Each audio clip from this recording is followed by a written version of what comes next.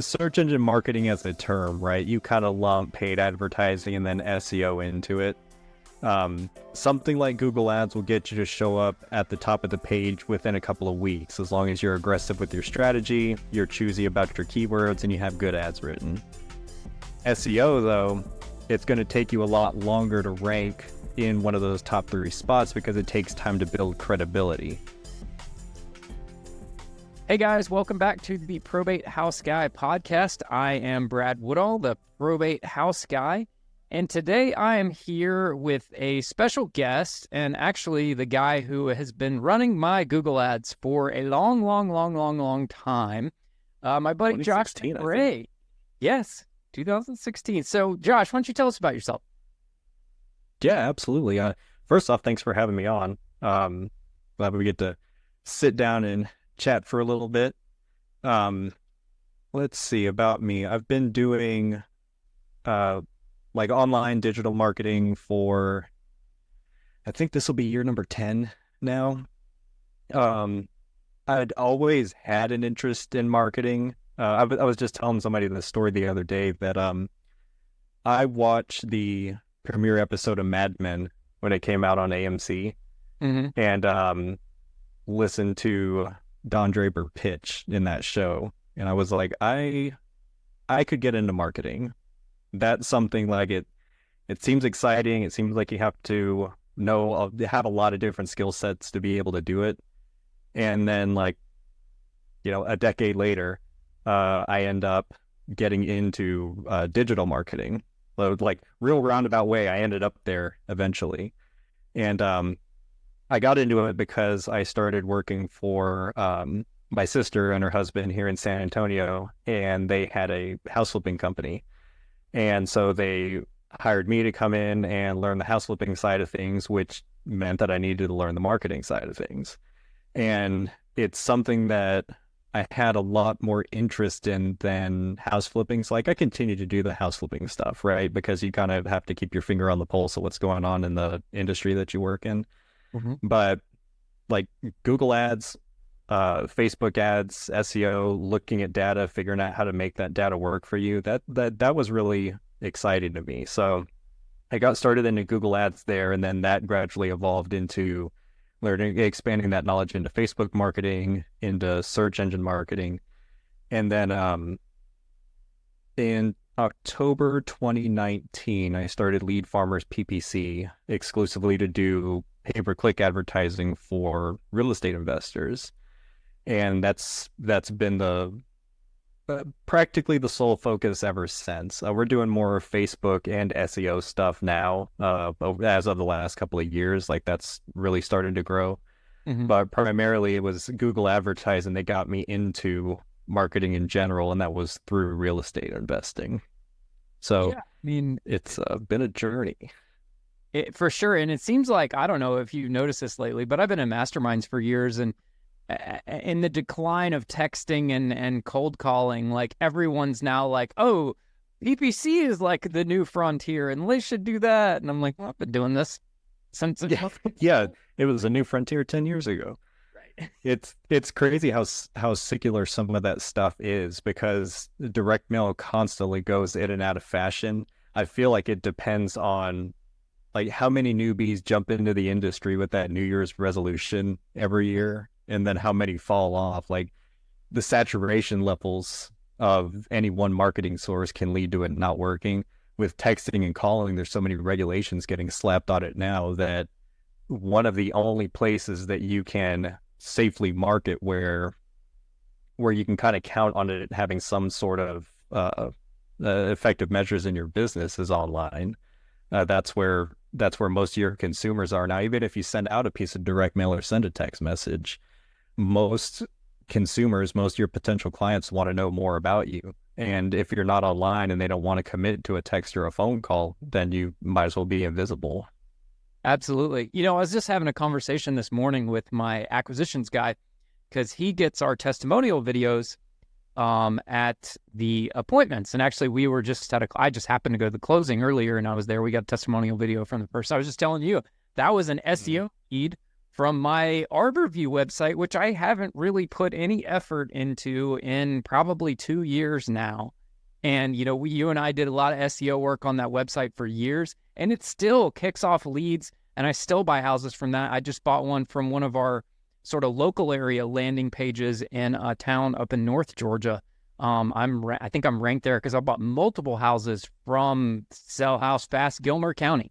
But I was having a conversation with him today talking about, he's an old, my acquisition guy's an old guy.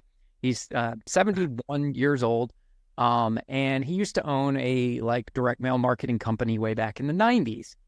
And he also did magazine marketing for companies and magazines and stuff. And then he sold franchises for a year. He's been in all these different fields, right? Anyways, we were talking about, testimonial videos. And I said, this is how the videos need to look. And this is why they need to look. And he said, well, what if we did this, this, and this in the video? I said, well, Joel, the testimonial video is really someone thinks they want to do business with you or with someone. And your testimonial videos are merely just a reinforcement of their decision on who they should go with. It's just a credibility piece of, hey, these are real people who have done business with this company, and these are their real words. I said the less scripted it is, the better. The more raw it is, the better. And the shorter it is. Don't make them super long and talking about 100 different things. It should be less than 2 minutes long, and it should just get down and dirty, right?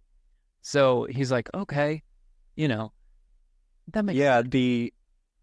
The testimonial videos on site is such a great way to do that. And the mindset there that you got is exactly correct, because the two things that I always talk about that need to be prominent on a website or in your marketing is the customer thought process when they hit that website.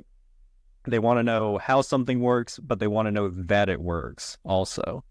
And when you can have other people's words, other people's success stories, sell your business to other clients, that's way more powerful than almost any sales pitch that you can throw at the top of your page. They're not just going to take your word for it. When you've got other people that are in similar situations, that are in similar areas, and they can speak to your business, that'll make sales. Oh, for sure. I tell him, because he's very old school, right? He's like, oh, we should do videos about this and that. And it's it's not about us. It's about them. We have to be talking about them. They don't want to hear about us. We don't need to talk about how we're the greatest thing since sliced bread. We need to speak to their pain points and solving their problems and talking about the things that they're, because realistically, and this will take us into the next topic here, which is when people are going online, why don't you talk about the two different because Facebook marketing and Google marketing are two very different things, right? So why don't you talk about kind of the different customer and their avatar and the two different platforms and why that's important? Intent is the big thing that separates those two, because let's say I've got zero knowledge on vehicles and something breaks on my car. The first thing I'm going to do is go to Google or jump into Google Maps, and I'm going to do a search for repair shop near me, right? Or wheel fell off truck. What do I do? So there's a problem that I'm looking for, and the businesses that are listed in Google are there to solve that problem for me. So when you're marketing on I keep saying Google, but any search engine, when you're marketing in a search engine, you get the opportunity to be the hero in somebody's situation. And that's way more powerful than having to sell yourself to, 10,000 people who might not have that problem. It's wasted breath. But when you market in search engines, people are looking for you. They have a problem and you have the solution for it. And that's something that you don't get with Facebook. What you get with Facebook is way more brand building, way more nurturing. It's hard to find direct intent leads on Facebook, especially in the housing industry, because of the amount of regulations that have been slapped on Facebook over the last 5 or 6 years. So when you market on Facebook, it's a lot more akin to direct mail, What you get to control, though, is the images that you show people. You can do long form text in there, but it's way more nurturing because it normally takes repeat hits on Facebook before somebody says, well, let me give it a look and see. So intent is the biggest difference between those two. Your search engine leads have more direct intent. Facebook is a lot more passive. It's going to take more work to get high intent leads on there, but it's less expensive to do because a lot of, I think it's pretty commonly thought that you think pay-per-click, you think Google and Facebook, but most Facebook ad models, at least the ones that I've seen and the ones that I use, are pay per impression. So pay-per-click is something that you measure in Facebook, but what you're actually paying for is exposure. So if you've got $1 a day set for your Facebook ad budget, Facebook's going to spend that $1 a day and it's going to be on impressions, on getting in front of people. In Google Ads, you pay every time somebody clicks on an ad that's linked to a high value keyword that we've got. So it's more expensive, but the intent is higher and the lead quality is higher. It's cheaper to advertise on Facebook, but you're either going to get more of a mixed bag or it's going to be a much longer nurture sequence there. Yeah, and I also think the quality of the leads you get are two different things too. I mean, I did Facebook. Oh yeah, the leads on Facebook. Right. People brag about, oh, my cost per lead is this on Facebook. And it's like, what they don't tell you is it takes 30 leads to get a deal on Facebook versus, what would you say? And for real estate investors or even real estate agents too, like on average, I mean, I know what the number is. I know what my number is, but on average, what is the kind of conversion rate, would you say, per deal versus lead, right? So you can, like, we get way off into the weeds on this. Sure. But it's kind of market dependent. So what I've found over the last 10 years is that there are some markets that are really consistent with the like cost per lead and then cost per deal. Yep. So if we just look at like lead to deal ratio, markets of about 1.5 million people. I use San Antonio as an example. Atlanta's a pretty good example. Chicago's really blown up, but there's a 1.5 million person radius that you can drop on top of that and get the same number. Sure. But it's about like 1 out of every 10, 1 out of every 12 leads should turn into a deal in those types of markets. That's with like a moderate demand for service. If you're in a really small area, let's say 50,000 people, you might only get 6 leads a month, but one of those will probably turn into a deal for you. And so your lead to deal ratio could be a lot smaller in smaller markets. And then it depends on your exit strategies too, with how flexible you are. Because I've got some people in large markets like DFW area where their lead to deal ratio is 1 out of 6, which is outrageous. But what they're able to offer with creative financing, wholesaling, fix and flip, and then their buy, fix, hold strategy, they're monetizing more of those leads. But if you wanted to put like a general stamp on it, I'd say 1 out of every 10 leads on Google Ads should result in a deal for you. And I think you're really close with Facebook too, with about 1 out of every 30 leads turning into a deal because there's so many fewer sales qualified leads coming through on Facebook. So you're absolutely right. Like you can get a real cheap cost per lead on Facebook, but you got to mow through those leads. And normally the time that it takes to filter all of those, especially if you're a small operation or don't have somebody dedicated to it, ends up not being worth it. You'll waste half a day going through those 30 leads or more and get a deal out of it. Google Ads, everybody that you talk to, there's some motivation behind what it is that they searched. So it normally just comes down to numbers with them. Yeah, I have a friend who their business was almost entirely built off of outbound marketing for years, texting, cold calling, right?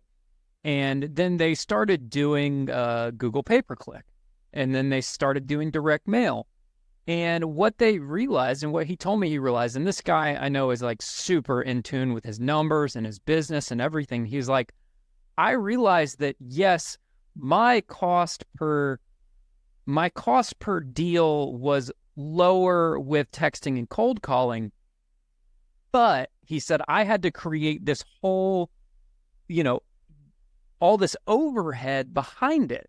He said, I was constantly recruiting texters and constantly recruiting cold callers. So we had an entire business process in our business of recruiting these people, because the people would quit and they'd have to hire new ones, and they had to build and manage the infrastructure. They have to buy the lists and all the infrastructure and all the things. And he was like, it was like a full-time job just managing that piece. And then he was like, I realized that actually it's cheaper for me to do pay-per-click and direct mail and let the leads come to me, because at the end of the day, it doesn't take as many leads to get a deal. And when the leads do come to me, they're more motivated and they require less nurturing just to get them. So it was actually cheaper, really, when you look at the all-in baked-in cost, right? So baked in, that's a great online marketing term.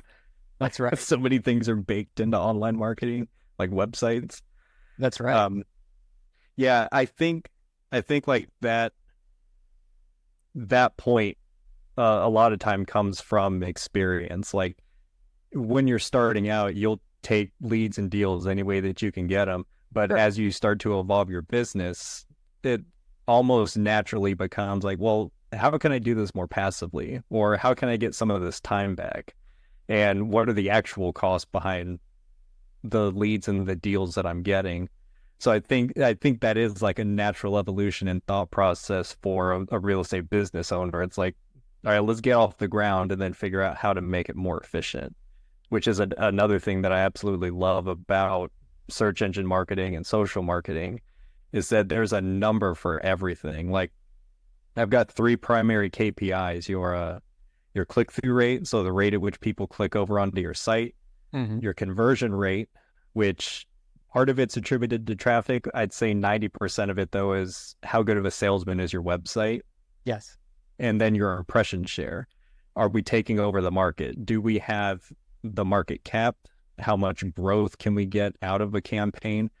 If we're hitting our mark on all 3 of those KPIs, then your lead to deal ratio is low and your cost per lead is low. But there's a number for everything inside of there. So figuring out how to scale or how to make these platforms more efficient for you, it takes a lot less time, and it's a lot easier to do when you've got concrete numbers to back it. But one of the big knocks that I have about something like direct mail is I know that there are a lot of people who say, like, put your direct mail out there, put a phone number on it, don't put a website on it. That way you can measure the effectiveness of your postcards versus your letters versus whatever else that you're sending. But you won't know your true potential interaction rate with direct mail unless you put a URL on there and send people over to a site, because those have to specifically be typed in. It's called a direct lead. That's somebody types in your URL and goes directly over to your site. So if you do like a 6,000 piece mail drop and you have 1,000 direct visits the following month or over the following 2 months, there's a pretty strong correlation there that you had a lot more people interested in your direct mail piece than you even knew. And if you weren't sending them to a website, you would just think that your direct mail sucks. Exactly. A lot of people are using that as a credibility check too, because they're like, hey, I got this piece of mail. Who is this guy? And so like, for example, my direct mail that we send out every single month, I've been doing direct mail literally since the very beginning. I got my very first deal off of direct mail. And I still do direct mail to this day on a much larger scale. Just this month, I sent out like almost 30,000 pieces of mail just here locally in Georgia. That's a lot of mail. And the calls actually just started hitting today for our first batch of our drop. But anyways, I have learned over the years that like I have specific URLs that are sort of like, I don't know if you call it like a vanity domain. And they just redirect back to my site, but it's something easy for someone to search in when they type it in, because they're typing it in their browser, and it's that domain is somewhat relevant to whatever that marketing campaign is. So, and then I can also track it because I can see all the traffic that comes to that domain, because there's no one else should be getting to that. I've done 0 SEO, 0 pay-per-click to that domain at all. So the only traffic to that domain name would be from direct mail, and that's it.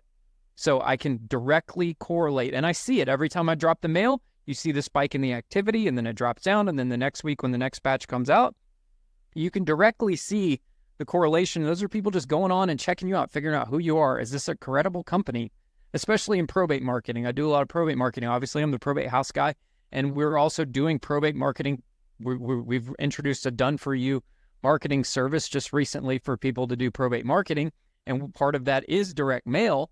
So, we've seen that activity and realized that with probate marketing, like, people are getting inundated with postcards and letters from people that are also marketing to probate, real estate agents, real estate investors. And you've got to set yourself apart, and you got to show some credibility too. Just because you have a fancy letter or whatever and it sounds cool in your letter, they're still going to check you out because it's 2024 and they want to know they're doing business with a credible company. So they're going to look you up. Make sure you have a website. For sure, 100%.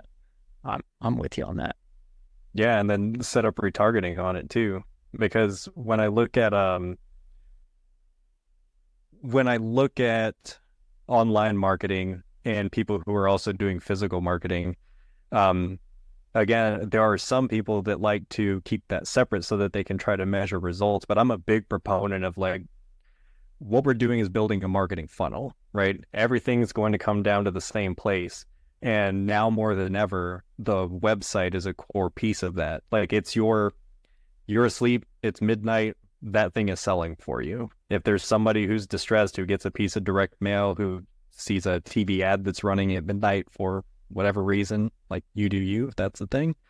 But they're going to that website, and if they bounce, you can retarget them for, it used to be 180 days, but a lot of parameters have changed where you can retarget somebody for up to 2 years now through Facebook and Google Ads.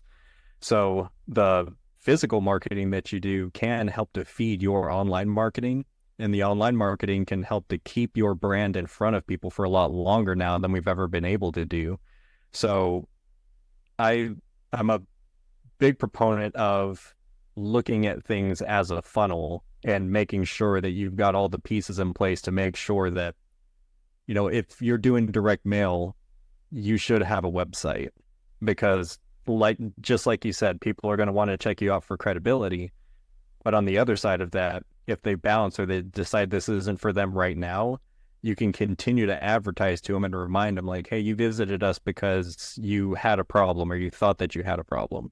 And we can still be the solution to that problem for you 2 years down the road. Yeah. So, yeah, I'm definitely gotta have a website, but if you're gonna have a website and you're running offline marketing, you should at least have retargeting set up on Google Ads and on Facebook. So from a website platform, right? There's so many different website platforms out there, and obviously you used to work for your brother-in-law and your sister with a website platform that I was originally on, and I've since transitioned over to Carrot, and I've been on Carrot for years.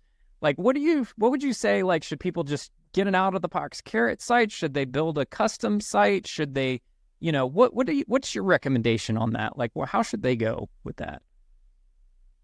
So I think if you don't have the time or the resources to have a website built, going with something like a Carrot site is 100% viable. I recommend Carrot sites to every one of my clients, because over the last 5 years, this will be year 5. Over the last 5 years, the Carrot conversion rate that I've measured is 12.5% out of the box, right? My minimum goal with Google Ads, like just where I want us to start at, is 10%, and then figure out how to grow from there, either through changing the website, adding to it, or refining the paid marketing part of it. But the website itself hits a slightly above average conversion rate mark. So that 12.5% conversion I've seen consistently.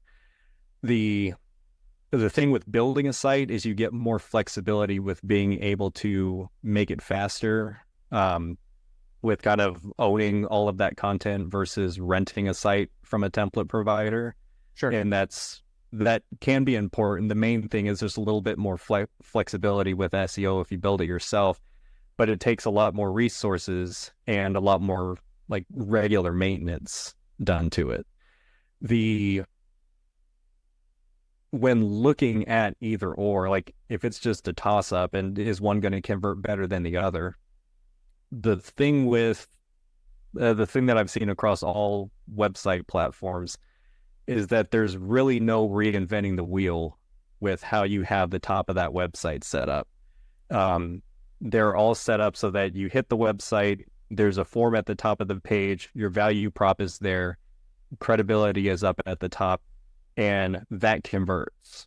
So whether you're looking at a template or you're going to build something, they're going to end up looking really similar, because what it is that makes people convert in this industry hasn't changed in like 10 plus years. No.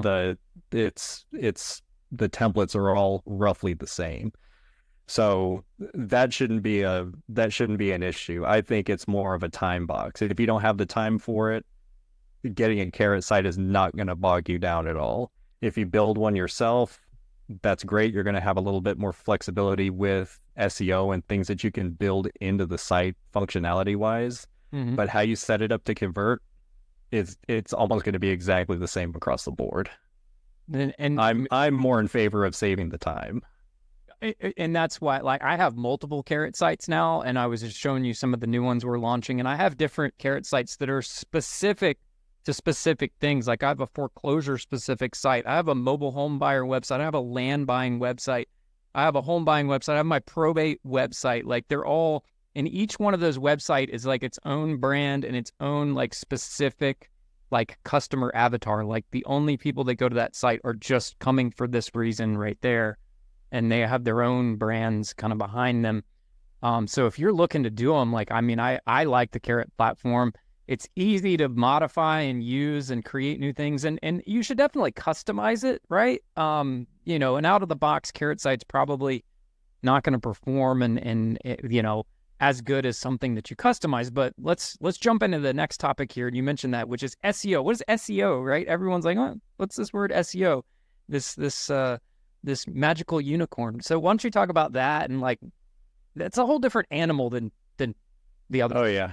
Right. Because it's more of a black box. And that's the biggest complaint that people have about SEO, which is search engine optimization. So search engine optimization is a combination of things that you can do on your site and off your site in order to get it to rank more highly in search engines. Ideally, now that Google's just an infinite scroll, there's no more like show up on page number 1 or page number 2. It's position. And you need to show up in the top 3 positions if you're going to have any chance at getting organic leads. So on-page stuff, those are things like making sure that your pages are interlinked.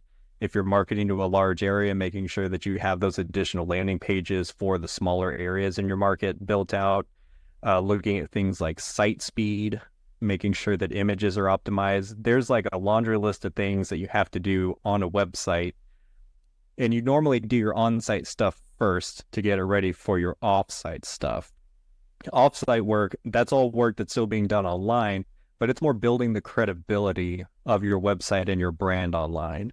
So some of you might have heard of local citations before, which are those sites like Yellow Pages or Yelp. Even your Google business listing is kind of a citation. Those lend credibility over to your website, but don't have a whole lot of value because anybody can get those. Backlinks are kind of the other big piece of your offsite SEO. That's when your website URL shows up on somebody else's website and then points back over to you. So for example, let's say you take your podcast, you put it on the Probate House Guy website as like a blog or something, and you put a link to Lead Farmers PPC in there. That's a backlink on your site that points over to my website.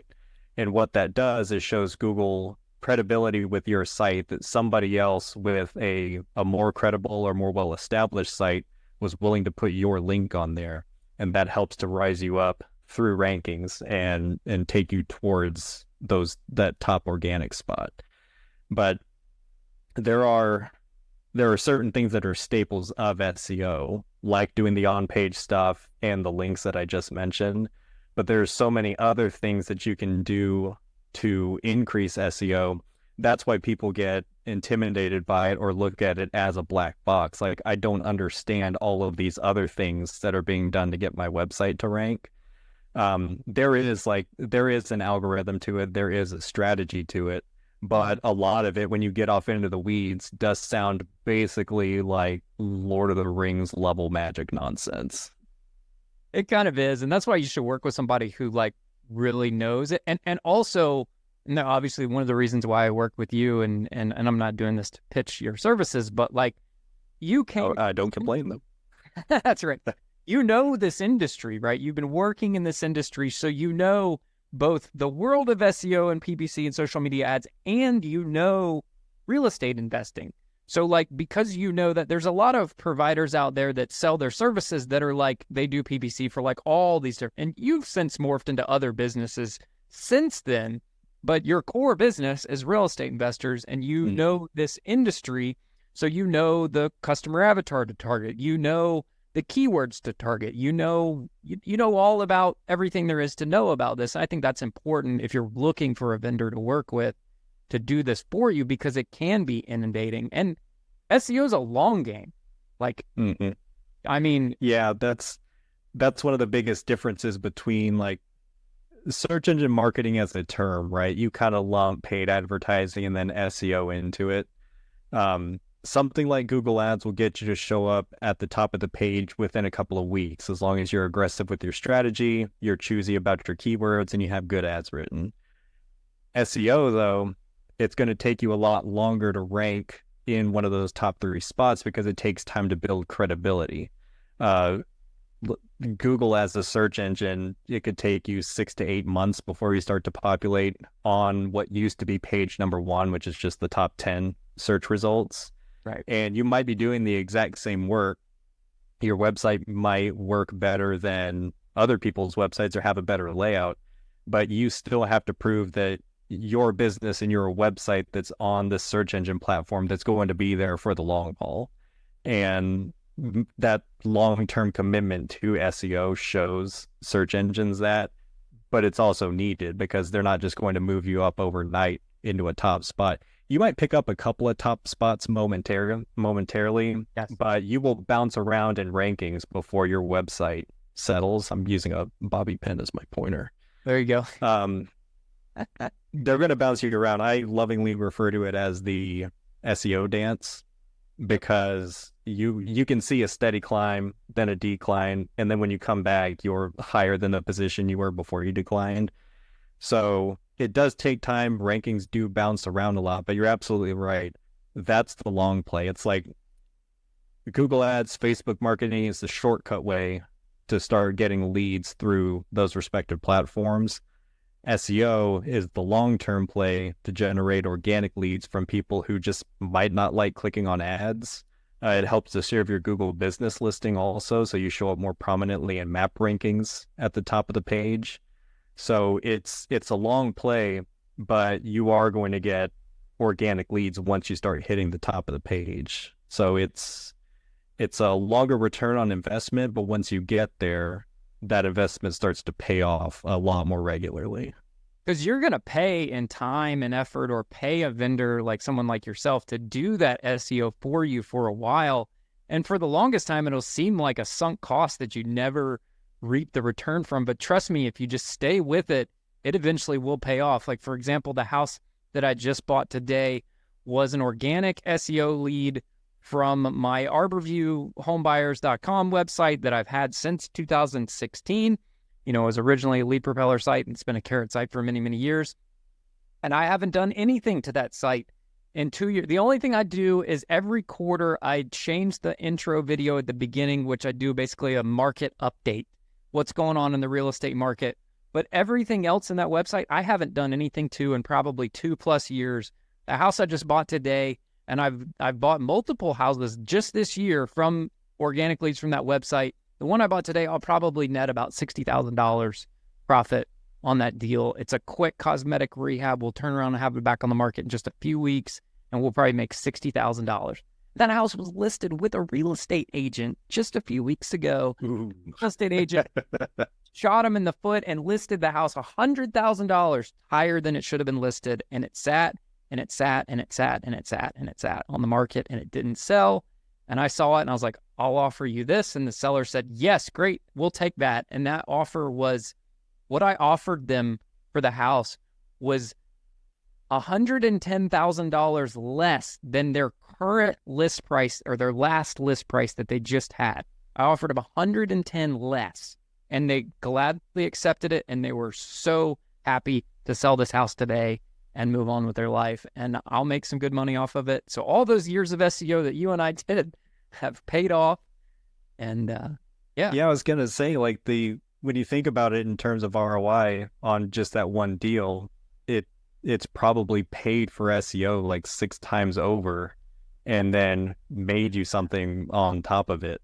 Like, that's the thing with marketing costs too. Like when you look at sinking cost into Google Ads or Facebook marketing, sometimes, especially for newer advertisers, newer business owners, you look at that cost and you think, ooh, that's a little bit scary.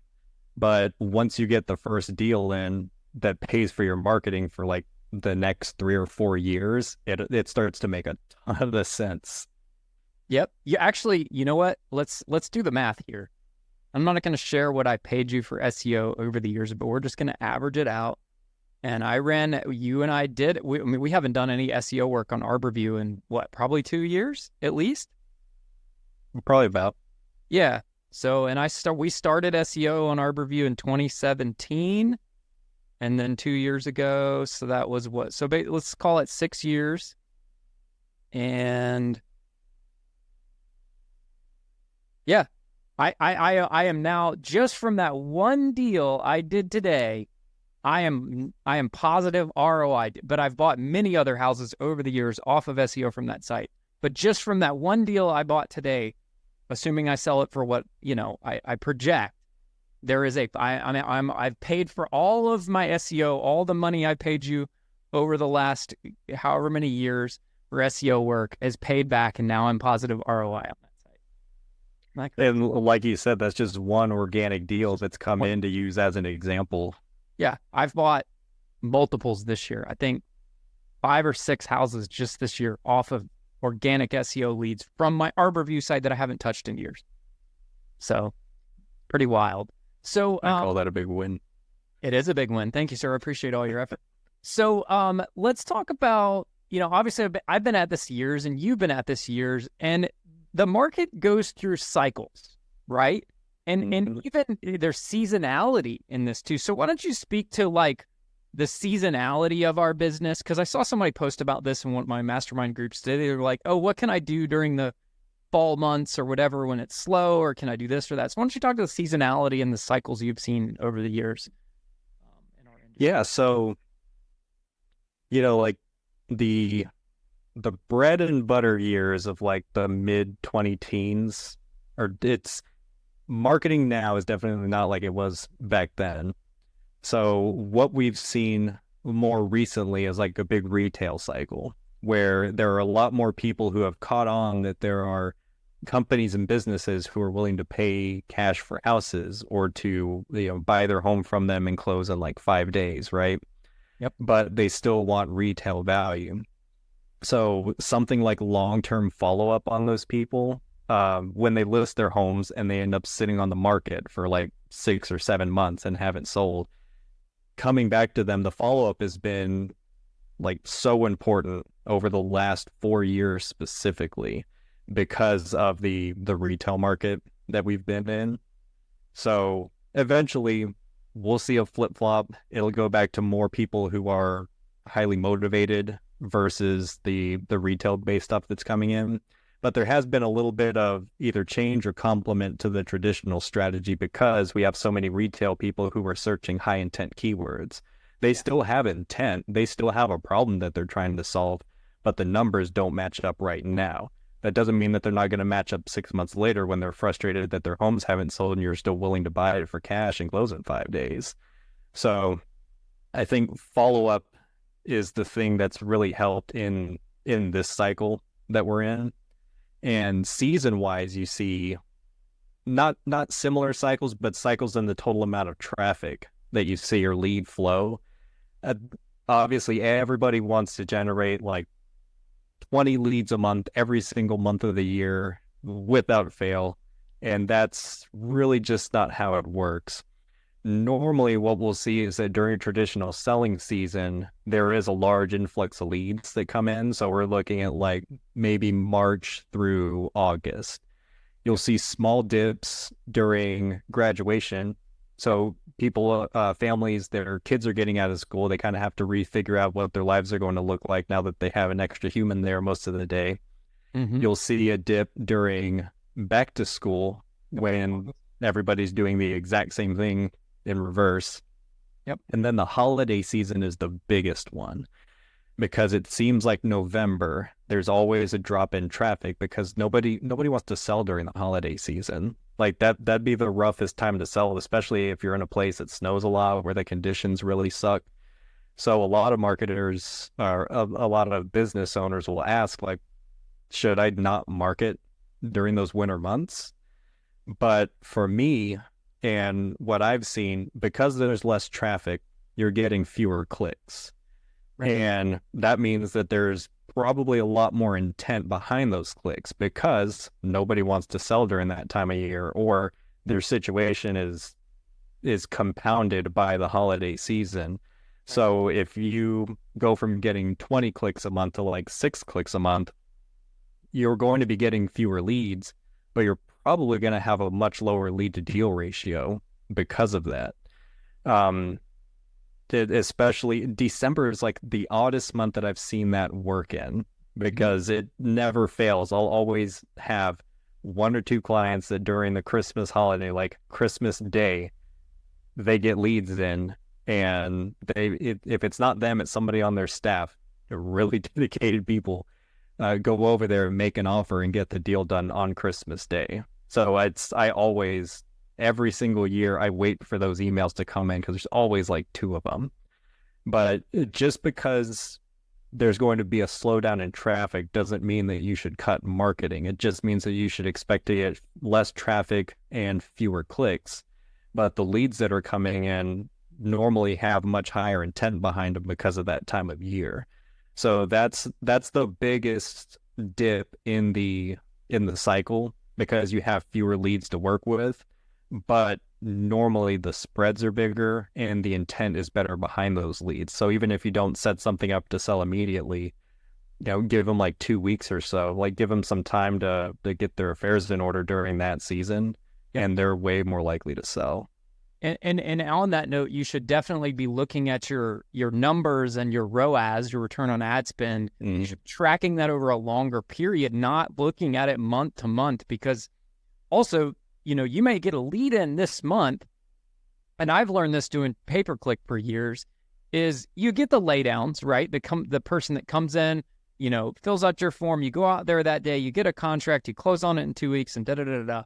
But there's a portion, and there will always be, where follow-up is critical, like you mentioned earlier, and you have to be continuing to follow up with them regularly because they may end up signing a contract next month or the month after, but the lead came in this month. So if you're just, attributing, that's why we attribute our revenue based off of the month in which kind of the lead came in, not necessarily when we close the deal, because you can't measure that. And then you have to look at it over a 6 month. I look at everything as like a rolling 6 month period, because like you said, and I've been doing this now for many, many years, seems like business slows down in November. And it really, we do some deals in December and January, but it really isn't until the end of February. Usually I say it's the second half of February, we'll start all of a sudden getting leads in, and we'll buy a bunch of houses in March, and then it's gangbusters through May is usually slow, like you said, with graduations, right? And then it's hot for some, and then August is kind of slow, and then it's September and October are pretty good. November, it starts to taper off, and that's just how this business is. It's just weird, and you just have to expect that it's not going to perform consistently year round. It's never going to be consistent, ever, you know? Yeah, like you can get consistent ROI, but that number is going to shift based on traffic, which you don't have any control over. It's all external sources that control that. What you can do though is, like you said, looking at things in a much bigger picture. You can look at trends year over year and figure out where things are going to be lean, where kind of your meat and potato months are going to be, and then plan your return based on that. Look at return on ad spend, create projections based off of that, know what your marketing spend is going to be, and barring some kind of huge market shift or demand for service in your area, you can start to look at it not consistently month over month, but consistently year over year. Okay, definitely. Awesome. Well, Josh, we covered so much today. We've run out of time here, and I'm sure you got stuff to do this afternoon, so I'm going to let you run, but I really appreciate you coming on today. If someone wants to get a hold of you, you've kind of hinted at it, but how can they get in touch with you and if they're interested in your services? Yeah, they can head over to leadfarmersppc.com or email me at info@leadfarmersppc.com, and we'll get a conversation started and see how it is that we can help you, whether it's Google Ads management, Facebook ads, or search engine optimization. That's all stuff that we're doing specifically for real estate investors. I'd say like 95% of our clientele is real estate investors. It's what we've done for 10 years now. Well, what I've done for 10 years, what Lead Farmers has done for 5 years. Yeah. We celebrated an anniversary in October. Awesome. Congrats, man. Well, hey, I really appreciate you guys coming on. And by the way, I hinted at it earlier in the video. If you're interested in getting in the world of probate, we offer a done-for-you probate marketing service where we handle all of your probate marketing. We take the inbound calls, and we basically just hand off warm leads to you as they come in. So if you're interested in learning more about that, go to probatehouseguy.com to learn more.